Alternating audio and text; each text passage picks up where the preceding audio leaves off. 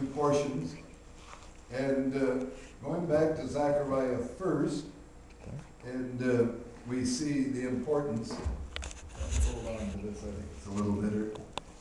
Bouncing around.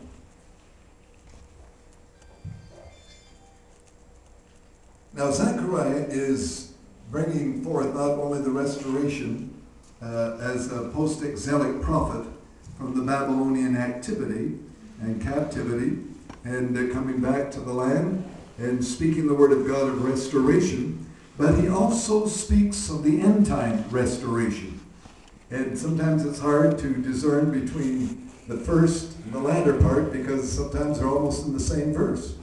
And so you have to understand the timing of God, exactly if it's the last times or the latter times. And we are now looking at the latter times. And as I was looking at this again today, I was seeing this evening, going back to Zechariah chapter 9. Did you find Zechariah? He's in there. He's at the back of the Bible, of the Old Testament. Sometimes those prophets hide back in there, don't they? It's hard to find them. But we memorized the scripture when I was just a little boy. Your age one, I began to memorize Genesis, Exodus, Leviticus, Numbers, Deuteronomy, Joshua, Judges, Ruth. Do you know all the books of the Bible yet? We'll go down through them. How many books in the Bible? 66, right? How many in the Old Testament? 30, and in the New Testament? 27. 39 in the Old and 27 in the New. Pastor Hoy and I were in, a couple months ago in the Tim Hortons, a favorite place of his, and we were there. And so actually I got to talk to the young man, and the Lord's doing a work in his life. He's a fine young man. He's behind the counter. And so we were inviting him. He said, I know the books of the Bible. I said, do you really? And he said, I started Genesis, and he went Exodus, Leviticus, Numbers, and he was doing the coffee and doing all the books of the Bible. And so I keep in touch with him because his father was an evangelist, and there was a breakup in the home, and they're from the islands, and there's been a lot of hurt there. But I spoke into his life that God has a great purpose for his life. And even out of difficulties and disappointments, and even tragedies, God can bring you into something so glorious. And so what has even seemed impossible has been made possible almost in a day. You see a family being brought together and a new direction for your life. And what God's doing, there's a day in our lives that will be life-changing. You can mark this down, that what God, when he comes to us and speaks into our lives, and he uses different ones. And I knew that whether it was at that counter, we met other ones over in Israel. We were going through the Yad Vashem museum, and it's so moving. And after we went through, I was talking to one of the security men, a young man, and it was just one of those moments that God just allows you to speak into their lives. And sometimes somebody will be brought in your life just for a moment. Sometimes it's a season. And other times it's a whole lifetime. And so, we don't know, but God just allows somebody to come in, and it just may be a moment in your life. They'll be there and you'll never see them again. Others, it will be for a season in your life. That they will be in your life for that particular season, and they're gone. But what has happened in that season has brought stability and direction and purpose for your life. And others, they're in your life, you're stuck with them. They're there, and they're in your face, and everywhere you go, they're there. And that's special too, and they have an important part in your life. So God will work things in your life in seasons and times and events and places through people that he calls to come to you. So the Lord's doing this, and it's very, very exciting. Now Zechariah made known something about Jerusalem. And that verse 9 of the 9th chapter of Zechariah says, Rejoice greatly, O daughter of Zion. Shout, O daughter of Jerusalem. Behold, thy king cometh unto thee. He is just and having salvation, lowly and riding upon an ass, upon a colt the foal of an ass.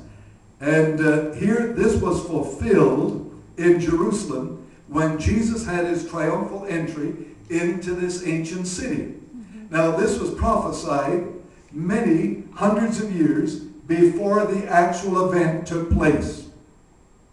Remember when Jesus came into the city and they took palm branches and they took the coats and they threw it out? That fulfilled this prophecy of hundreds of years. A great rejoicing. Rejoice greatly, O daughter of Zion. Shout, O daughter of Jerusalem. And there is a great rejoicing because God was releasing something of the king coming to Jerusalem. But at that time, they missed who he was. Oh, very few did. They knew that when he would come, they would come riding upon a donkey, a very lowly beast. The Messiah would come. And when he would come as a champion, he would come on a white horse.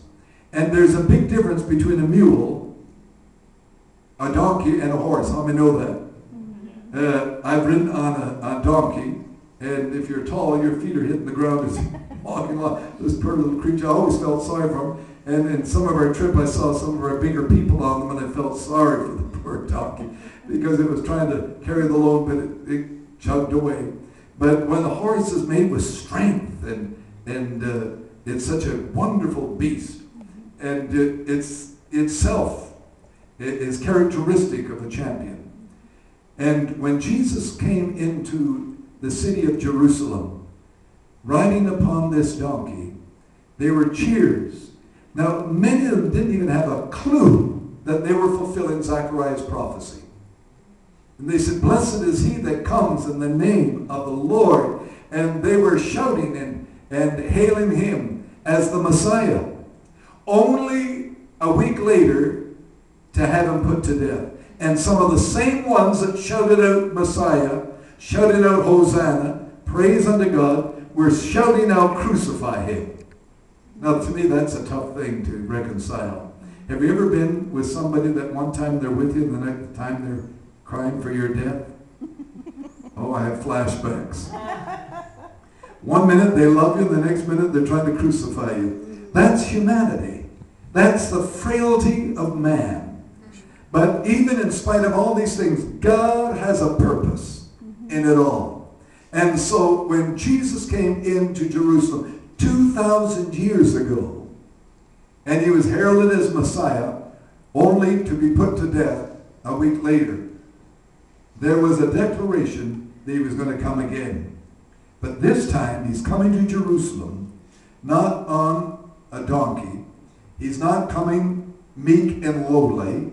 He's not going to have a few handful of people filling the streets. And we walked that path. We came down from the Mount of Olives, walked down the path that they said was the old path that Jesus would have walked down, and it's quite steep coming down the slope of the Mount of Olives into the Kidron Valley, into the Garden of Gethsemane, and that would take you up to the eastern gate to the temple. And so it's a very picturesque thing. I picture it right now as I'm telling you because I've walked it so many different times. Love to take you next year. And you can walk that and just relive it and experience all of these things that we've read about so many different times. And when he comes this next time, he's coming on a white horse. He's coming with 10,000 of 10,000s of 10,000s of the holy angels. It will be a number that cannot be counted. It will be so dramatic that there's never been a scene or an event like it in all the earth. All the CNN and CBN and TBN, and I hope they were all serving the Lord, those ones, and CBC and ABC and NBC and CTV, Global, and all of them. They'll have their cameras focused because now we have uplinks to around the world that when it actually happens, as was happening in India, the actual happening, here we could see what's going on. The actual event that, as it was taking place. That's how it's going to be when Jesus comes. He's coming in the clouds of glory, and Zechariah declares how it's going to be. So when you step over